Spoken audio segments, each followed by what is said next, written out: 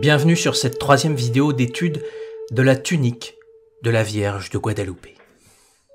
Si vous souhaitez connaître l'histoire de l'apparition de la Vierge Marie à Juan Diego et du miracle de la tilma de Guadeloupe, cliquez sur le lien qui apparaît. Vous pouvez également retrouver ce lien ainsi que tous les autres dans la description. Dans les précédentes vidéos, nous avons étudié l'incroyable durée de vie de la tunique, ainsi que l'extraordinaire façon dont elle a été peinte. Aujourd'hui, nous allons aborder le sujet le plus inouï à propos de cette tunique puisqu'il s'agit des yeux de la Vierge Marie. Tout commence en 1929. À cette époque, Alfonso Marque est le photographe officiel de la basilique de Guadeloupe. En observant une de ses photos, il découvre dans l'œil droit de la Vierge l'image d'un homme barbu. Il est stupéfait. Il décide de voir si ce phénomène se trouve sur d'autres photos. Et après différents examens, il n'a plus de doute. Il fait part de sa découverte à sa hiérarchie, mais il lui est demandé de ne pas diffuser cette information. C'est ce qu'il fera. Il faudra attendre plus de 20 ans pour qu'en 1951, le dessinateur José Carlos Salinas fasse à nouveau l'observation à la loupe d'un homme barbu dans l'œil droit de la Vierge. Il décide d'alerter le milieu scientifique. C'est donc ainsi que va commencer une série d'expériences. En 1956, l'ophtalmologue Javier Torruella Bueno va constater que l'œil de la Vierge réagit. Intrigué, il décide de réaliser un fond de l'œil. Le fond de l'œil est un examen ophtalmologique destiné à étudier les structures de l'œil à l'arrière du cristallin, et plus particulièrement la rétine. Ce qu'il découvre le laisse complètement sans voix.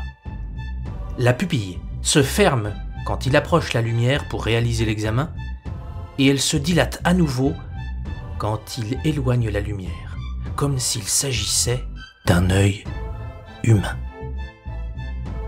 Toujours en 1956, un chirurgien, le docteur Rafael Torija Lavoignet, commence une série d'observations qui dureront jusqu'en 1958. Sa première observation se fit à l'aide d'une loupe. À son tour, il voit le buste de l'homme barbu qu'avait déjà constaté José Carlos Salinas. Intrigué, il décide donc de faire une seconde observation à l'aide d'un ophtalmoscope. L'image du buste qu'il observe est distordue, exactement comme le ferait un œil humain. Si cette image a été peinte, alors il a fallu calculer comment l'image doit se déformer selon les propriétés de l'œil humain. Je vous rappelle que la peinture date de 1531 et qu'elle a été réalisée sur un tissu de piètre qualité. Pour que vous compreniez bien la complexité de cette image distordue, je vais vous donner un exemple. Si vous prenez un bout de papier parfaitement carré et le mettez en face d'un œil, vous n'obtiendrez pas sur l'œil un reflet carré, mais un reflet distordu. Cette distorsion va dépendre de l'endroit de la cornée où l'image se réfléchit. Ajoutons à cela que, comme la cornée n'est pas plane ni sphérique non plus, il faudrait faire un calcul très complexe pour reproduire cela sur une peinture.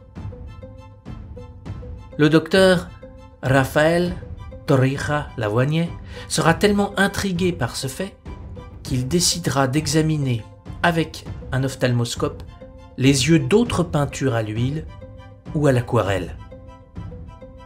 Il observa aussi des yeux sur des photographies afin de voir si ce phénomène existait ailleurs que sur la tilma de Guadeloupe. Sa conclusion fut sans appel. Sur aucune d'elles, toutes de personnages distincts, on apercevait le moindre reflet. Tandis que les yeux de la Sainte Vierge de Guadeloupe donnent une impression de vie. À partir de 1979, les recherches s'accélèrent grâce à l'utilisation d'appareils à haute définition. José Aste Tosman, licencié de l'université de Cornell, travaillant chez IBM, examine minutieusement, avec des appareils à haute définition, une très bonne photographie du visage sur la tilma, prise de l'original. Il déclare avoir repéré d'autres formes humaines dans les deux yeux.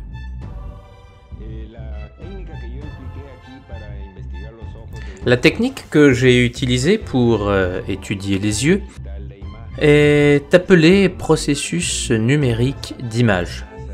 C'est une technique utilisée par la NASA. La NASA l'a utilisée pour traiter des images de satellites artificiels ou bien des photos de la Terre.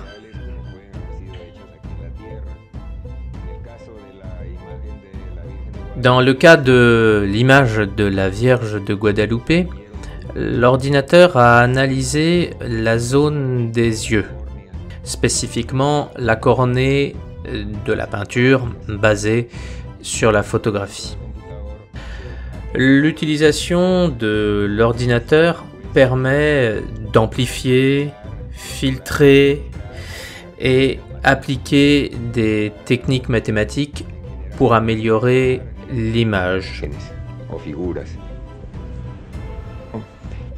J'ai commencé à analyser l'image, mais à cette époque, il y avait un magazine qui racontait qu'il y a quelques années, un homme avait découvert un buste dans les yeux de la Vierge. J'ai pensé que si réellement il était présent, une technique avancée permettrait de le mettre en évidence. Je me suis procuré des photographies de qualité pour mener cette étude et j'ai commencé à travailler. Dans les yeux de la Vierge de Guadeloupe, dans la zone de la cornée, qui se comporte comme les yeux d'une personne vivante où se réfléchissent des images, on peut découvrir une zone où l'on peut distinguer 12 personnes. Ces personnes ont des tailles différentes dans les deux yeux, exactement comme cela se produirait dans les yeux d'une personne vivante, où d'un œil à l'autre, les images ont des différences de distance et d'angle, et l'une peut être plus grande que l'autre. On peut distinguer tout d'abord un enfant, peut-être malade, ou alors un domestique. Puis, il y a le visage d'une personne âgée, au visage très marqué. Il est possible que ce soit l'évêque Zumarraga.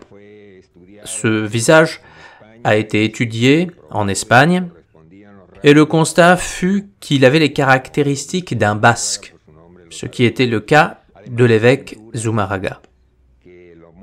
En outre, les peintures qui le représentent montrent que son visage est très semblable à l'image qui apparaît dans les yeux de la Vierge. Ensuite, on peut voir une personne qui pourrait être un traducteur, un homme jeune. Il aurait pu être là pour traduire les propos de Juan Diego à l'évêque. On voit également un homme qui étend une cape ou une tilma. Il y a un autre Espagnol avec une barbe qui regarde de façon très intéressée ce qui se passe et ce que l'Indien fait apparaître ici. Un point très intéressant, il y a une femme noire. Je pensais que cela devait être une erreur, parce qu'en 1531, selon moi, il n'y avait pas de noirs au Mexique. Mais en fait, si.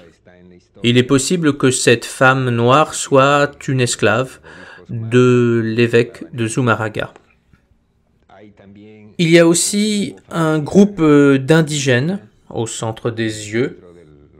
Ce groupe apparaît dans les deux yeux. Cette technique a été utilisée pour étudier le Saint-Suaire de Turin. Et là, j'ai découvert un document très intéressant où l'on a reconstruit en 3 dimensions le visage supposé du Christ qui apparaît sur le Saint-Suaire. C'est un autre type d'image parce que dans le cas de la Vierge de Guadalupe, les visages sont peints avec de la peinture, alors que dans le Saint-Suaire, les marques laissées ont été produites à cause d'une irradiation énergétique qui a été rendue possible car le suaire était en contact avec la personne qui était couverte.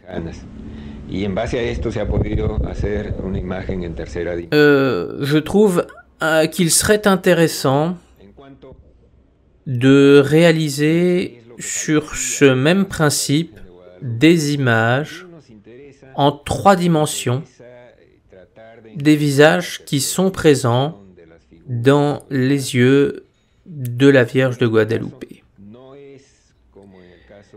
Néanmoins, et j'insiste, ce cas de figure n'est pas similaire au suaire de Turin. Mais nous avons le grand avantage, comme je l'ai déjà dit plusieurs fois, que les images apparaissent dans les 2 yeux, avec la déformation d'angle et de distance.